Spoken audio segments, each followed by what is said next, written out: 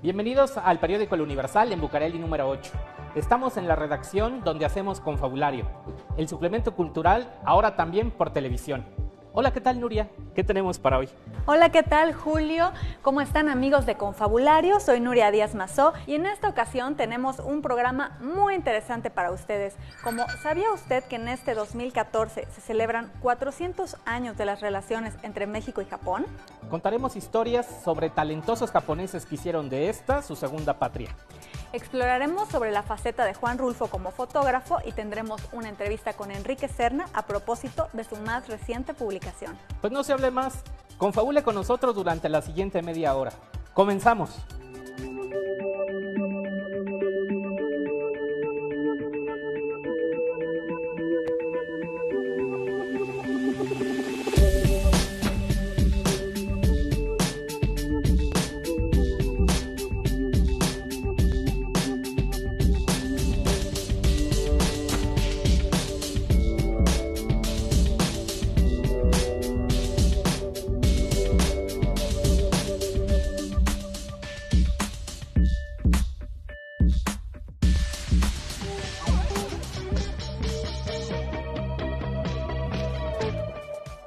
La maestra Yuriko Kurunuma pudo haberse dedicado simplemente a brillar en los escenarios del mundo como violinista, pero ella prefirió también tocar fibras mucho más sensibles, la de los niños a los que ella enseñó su pasión por la música.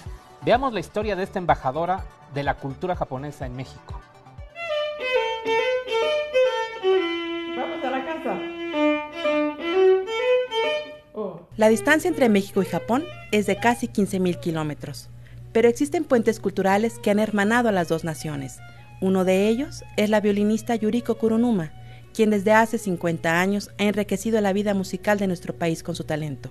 Y desde hace más de 20 años ha formado a pequeños violinistas, muchos de ellos convertidos hoy en importantes solistas e instrumentistas en México y el mundo. Para poder agradecer a México, ¿qué puedo? Bueno, soy violinista, entonces voy a dejar algo como semillas de violinistas en México, ¿no? Nacida en Tokio en 1940, ha sido solista de las más importantes orquestas mexicanas y ha estado bajo la batuta de grandes maestros como Carlos Chávez y Eduardo Mata. Y desde 1980 ha dado clases a niños mexicanos. A ella se le debe, por ejemplo, que en nuestro país existan pequeños instrumentos aptos para menores de 4 años.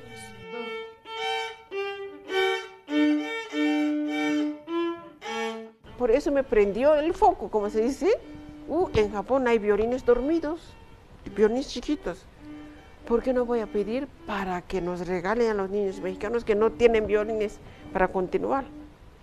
Entonces, cuando fui de gira a Japón de conciertos, en las entrevistas, en la televisión, la radio y periódico, casi a grito, ¿no? Por favor, donen sus violines dormidos en su casa a los niños mexicanos que no pueden continuar. Entonces donaron.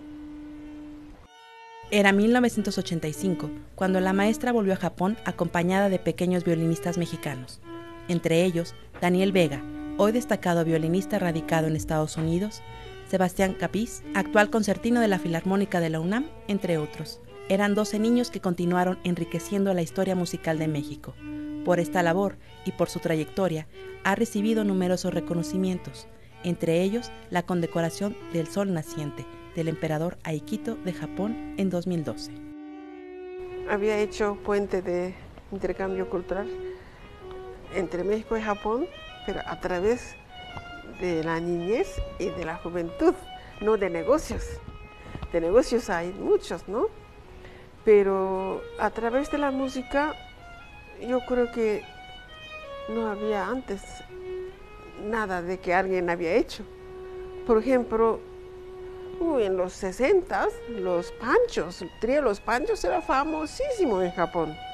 Sí, y ellos regresaron no sé cuántas veces. Luego los Diamantes, estos músicos de México se iban a Japón y famosísimos se hicieron. Pero con eso pensaron que México tiene música solamente de ese tipo y nadie sabía que hay teatro de bellas artes, ¿no? Hay sinfónicas y muchas ciudades y conciertos desde el siglo XIX. Hay músicos mexicanos que triunfan en Nueva York, que triunfan en París. Gracias a esas giras que emprendió con los niños, a su destacada trayectoria en nuestro país y al libro que escribió por consejo de el Nobel Kenzaburo Oe sobre su experiencia en el país, titulado Cartas desde México, Japón conoció un rostro más de nuestra diversidad cultural. Y quería hacer algo, agradecer a México en lo que yo pueda hacer, entonces era acercamiento entre México y Japón.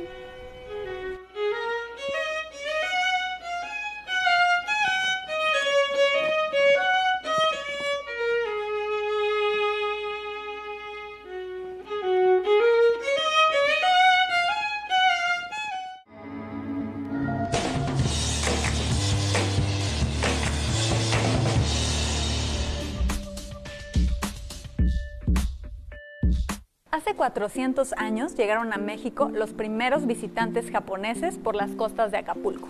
Desde entonces, varios de ellos han decidido permanecer aquí. Vamos a ver este trabajo de Vida Aventura para ver cuál es la razón que los ha atrapado en esta tierra.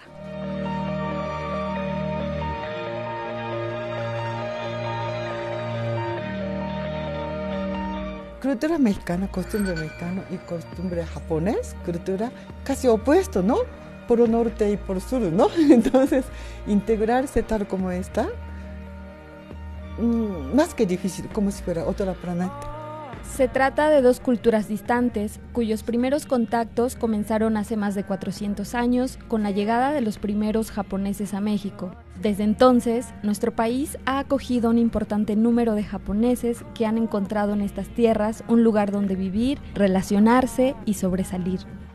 Hace casi 40 años y llegué a México, no me va a pegar por favor, creyendo que España y México lo mismo. Hubo vacante en UNAM, entonces presenté un examen y me hizo favor de aceptarme, ¿no? A mí me escogió, qué buena suerte.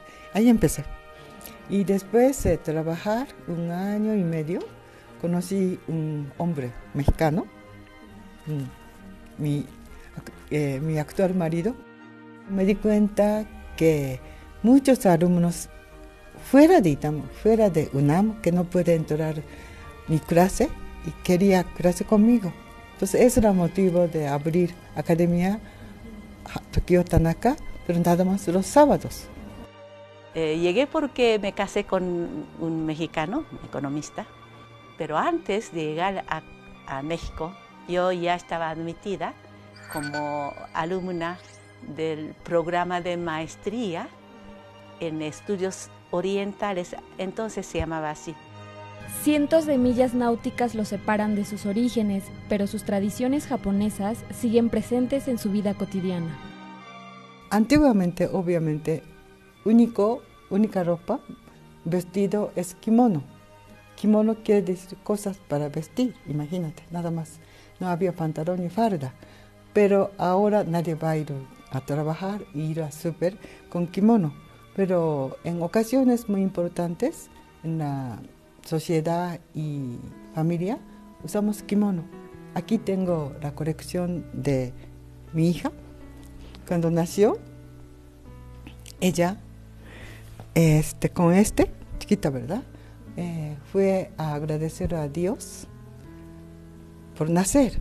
Otros, justo con el fin de dar a conocer sus tradiciones, han creado instituciones como la Asociación México-Japonesa, que a través de diversas actividades culturales y recreativas impulsan el intercambio cultural entre ambos países.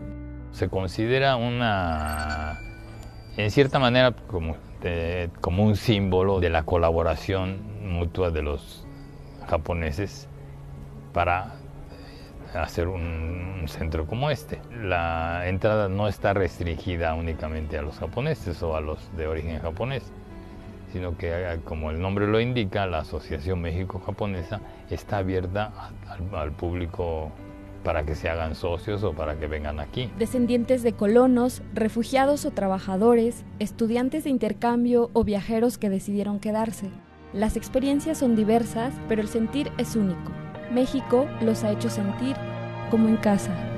Yo encontré, justo en el momento más difícil en que yo estaba un poco desesperada, había mucha gente valiosa para mí que me apoyaron.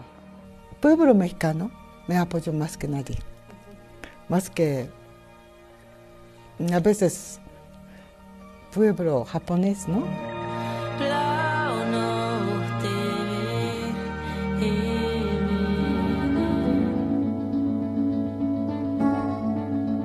Además de ser un gran narrador, Juan Rulfo tenía un ojo privilegiado para captar imágenes inquietantes, retratos muy buenos y paisajes maravillosos. Pero la gran importancia de su obra literaria ha opacado su trabajo como fotógrafo, que también es digno de conocerse. Así es. Hace poco se dio a conocer una serie muy interesante en la que él retrató la vida cotidiana del viejo Nonoalco Tlatelolco, la estación ferroviaria de entonces.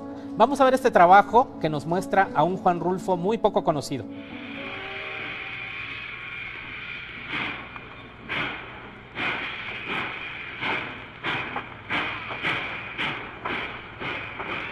Juan Rulfo trabajó entre 1932 y 1962 como fotógrafo.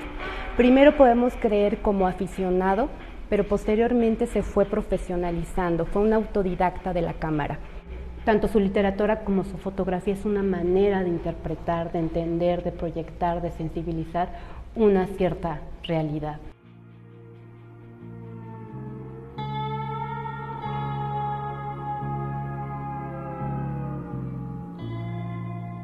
Rulfo no es un fotógrafo solo de paisaje. Su colección fotográfica se puede dividir en tres grandes aspectos, que es paisaje, arquitectura y retrato. No hay un contrato establecido, pero el que de alguna manera lleva a Juan Rulfo a los ferrocarriles es esta amistad con José Luis Martínez. Hace una serie de alrededor de 100 imágenes, entre los que se ubican 4 temas en sí. La nueva terminal del Valle de México, que se inauguraba en junio de 1956, y los patios antiguos de la Ciudad de México. Los patios de Nonoalco, los patios de la exaduana de Santiago, Peralvillo y Tlatilco. Vemos en el segundo plano de la toma el puente de Nonoalco Tlatelolco, y que ha sido icónico en diferentes obras, tanto literarias como artísticas. Y lo que me parece muy interesante de esta toma es que nos cuenta el tránsito que hay abajo de este puente, ¿no? O sea, finalmente no es solo un tránsito ferrocarrilero, sino es un tránsito peatonal. La gente invade la vía para cruzar. Esta de alguna manera es la frontera entre lo que ahora es Tlatelolco y lo que es la Santa María la Ribera. Podemos ver una infinidad de personajes, de gente que va en bicicleta, que era un medio de transporte común en la Ciudad de México, mujeres que cruzan estas vías para ir al mercado, etcétera. Entonces esto también nos habla, pues, al igual que las otras fotografías, de cómo la urbe, la población, la fluctuación, las necesidades se van absorbiendo a las vías ferrocarrileras. Él no era un fotógrafo frontal que le metiera la cámara al retratado. Tampoco tiene esta intención totalmente documental. Es un fotógrafo incluso un poco no tan entrometido, muy respetuoso incluso de las condiciones de la gente. No hay un retrato directo de un ferrocarrilero en toda esta serie. Son vías y máquinas justamente en diálogo, en convivencia con el hombre.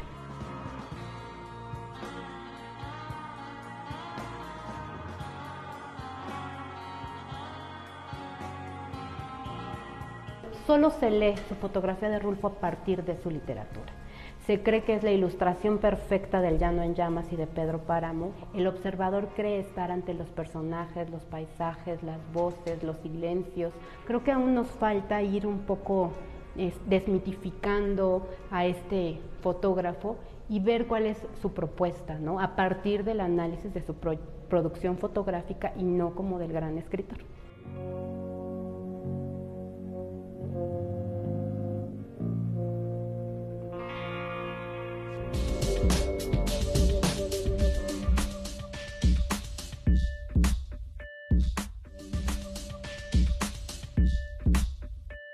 Si la gente no va al museo, el arte va hasta el gran público. Esta es la consigna del proyecto Marchante. una iniciativa de artistas visuales para llevar el arte de los murales hasta el gran público. Vamos a ver qué descubrió nuestra compañera Avida Ventura en el mercado de Medellín, aquí en la Ciudad de México.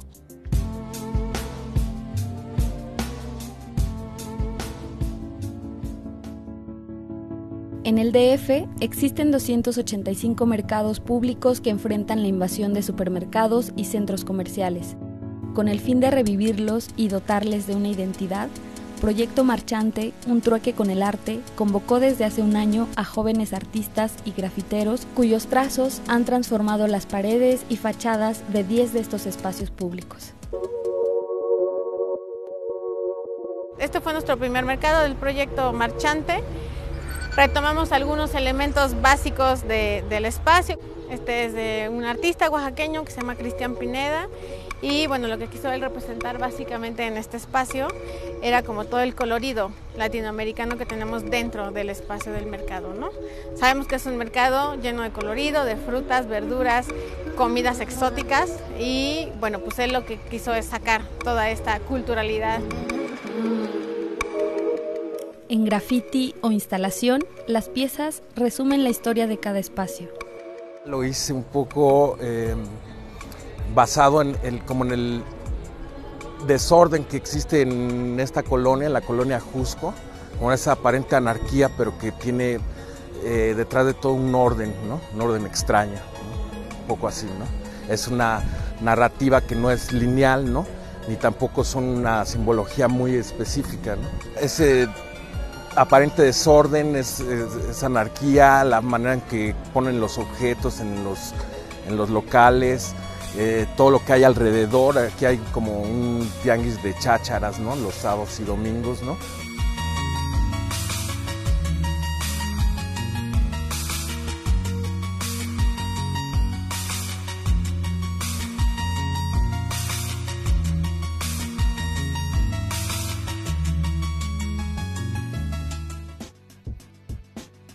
Quisimos imitar lo que es el vitral de las iglesias de los siglos, no sé, 11, 12, y bueno, jugar con que el espacio por dentro sea cálido, ya que pues en los vitrales cuando entraba el sol, pues el interior era cálido y era donde podías alimentar el espíritu. Bueno, pues aquí alimentas pues la panza, ¿no? El cuerpo.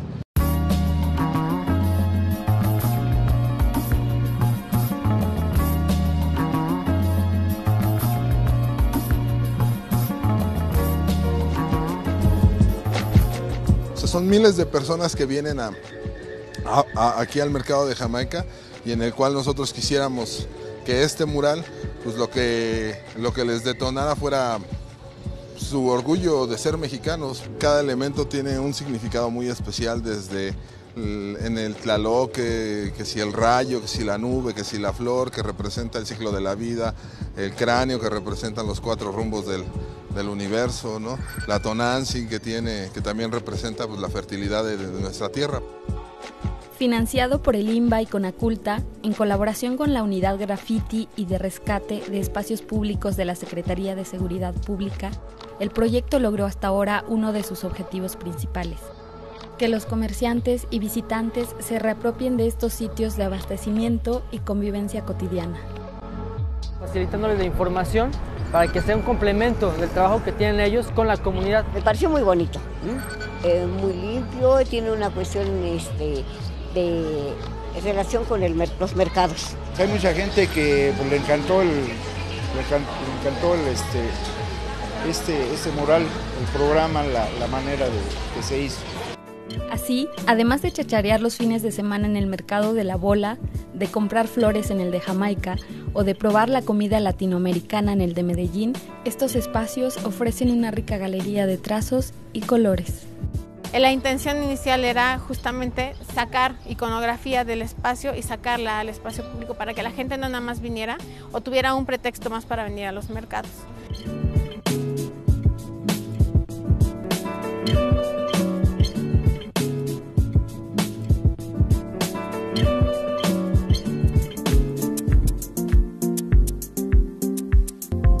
Enrique Serna es uno de los actuales protagonistas de la literatura mexicana. Ya sea como cuentista, ensayista o novelista, él siempre da de qué hablar. Genei Beltrán platicó con él con motivo de su más reciente publicación, Genealogía de la soberbia intelectual. Vamos a ver esta plática. Vamos a hablar ahora sobre el nuevo libro de Enrique Serna, Genealogía de la soberbia intelectual.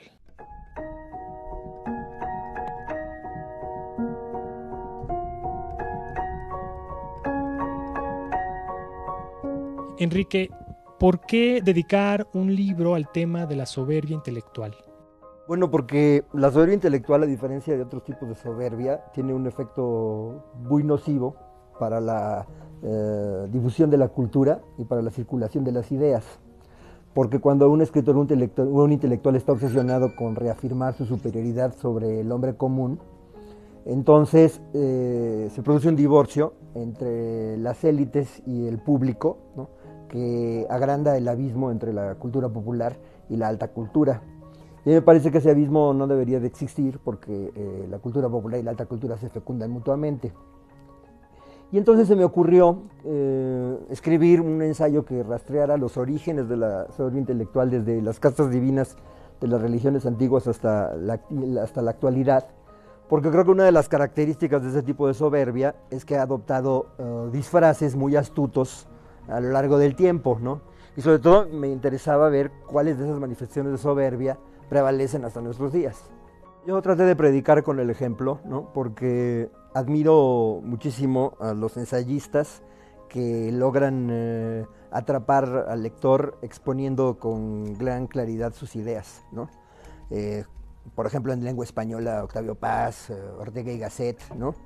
Y pues los tenía como modelos, aunque por supuesto no pretendo haber llegado a esas grandes alturas, pero yo creo que el ensayo es un género que debe de aspirar a llegar siempre al lector común, ¿no? A diferencia de lo que ocurre con el ensayo académico, que es de especialistas para otros especialistas. Se van encerrando cada vez más en esas disciplinas, lo cual los lleva a veces a producir un conocimiento inútil.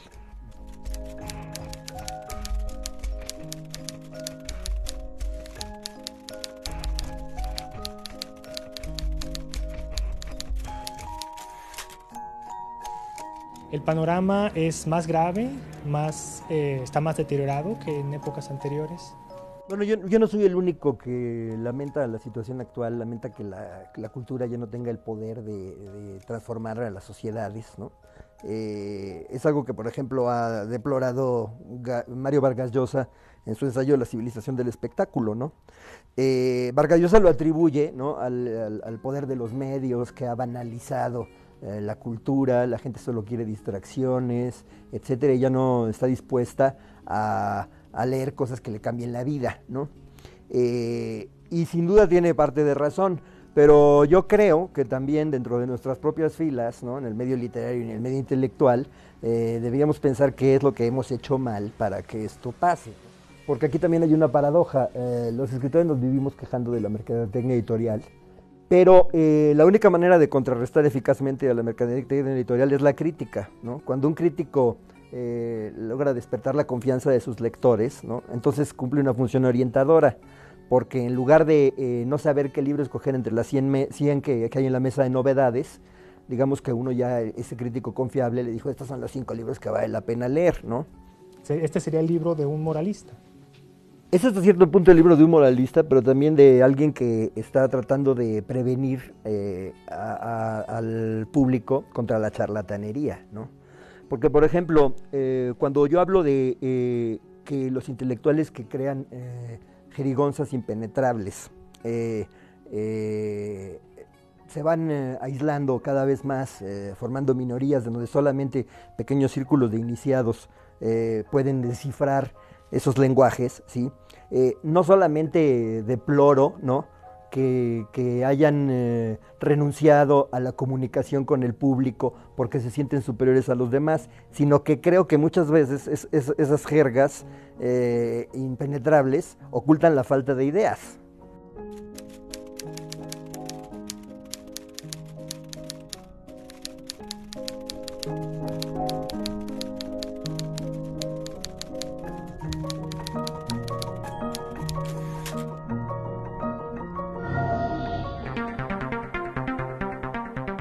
Gracias por haber estado con nosotros durante esta media hora. Muchas gracias, Nuria. Gracias, Julio. Muchas gracias por acompañarnos. No se olviden de seguirnos en nuestras redes sociales y nos vemos la próxima semana con nuevos e interesantes reportajes. Hagan comunidad con nosotros. Los esperamos aquí para seguir confabulando.